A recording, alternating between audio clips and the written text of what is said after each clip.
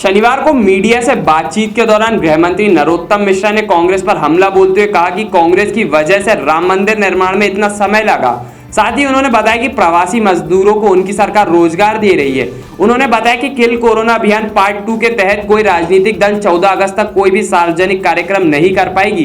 साथ ही विपक्ष की ओर से कोरोना संक्रमण की रिपोर्ट को दबाने के आरोप में झूठे बताते हुए कहा कि रिपोर्ट को दबा सकते हैं लेकिन बीमारी को नहीं। साथ ही उन्होंने कमलनाथ पर तंज कसते हुए कहा कि उनकी सरकार ने ही पेट्रोल डीजल के दाम बढ़ाए थे। कुछ लोगों की आदत ही होती है आलोचना करने की।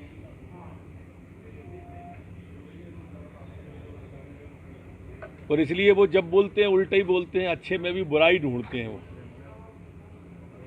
कबीरदास ने कहा है ना कि कबीरदास की उल्टी बानी, बरसे कम्बल भीगे पानी। कमोबेश यही स्थिति है, पर आलोचना में ही सही। उनने कम से कम राम का नाम तो लिया। कमलनाथ जी हों या ये हों, इन्हें अपने शीर्ष नेतृत्व को भी बताना चाहिए। जिन लोगों की वजह से इतना लेट हो गया भगवान राम की भूमिका शिलान्यास, कपिल सिब्बल से लेकर दूसरे बड़े बड़े कांग्रेस के नेता अदालत में खिलाफ खड़े रहे। जो अदालत सुप्रीम कोर्ट में कहते रहे कि राम थे ही नहीं, राम काल्पनिक है, राम सेतु था ही नहीं। उन लोगों को सोचना चाहिए अब और विचार करना चाहिए।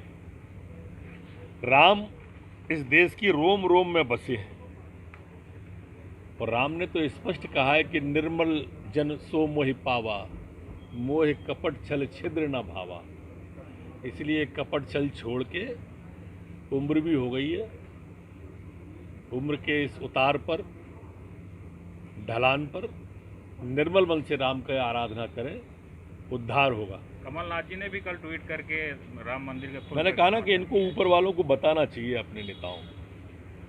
सर, दूसरा जो कोरोना काल चल रहा है, इस तरह की बातें सामने आ रही हैं कि बेरोजगारी बढ़ती आ रही है तेजी के साथ। देखिए, जो प्रवासी मजदूर थे मध्य प्रदेश के अंदर, प्रवासी मजदूरों की जो संख्या आई, उस संख्या में से जो टेक्निकल थे, जो लोग थे, उनमें से 36,808 को तो रोजगार हमारे नियोक्ताओं ने दे दिया है। जो उद्योग हैं जिनका टेक्निकल हैंड में कहीं और काम करते थे, उन सबको दे दिया गया है। मनरेगा के तहत 1,93,174 को दे दिया है।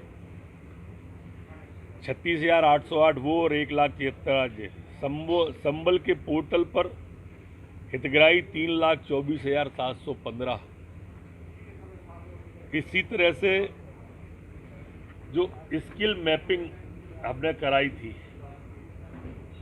और वो इस स्किल मैपिंग में जो वेल्डिंग करते थे, कारपेंटरिंग करते थे, इन सब का भी हमारा सर्वे हो गया, लोग नियुक्त हो गए।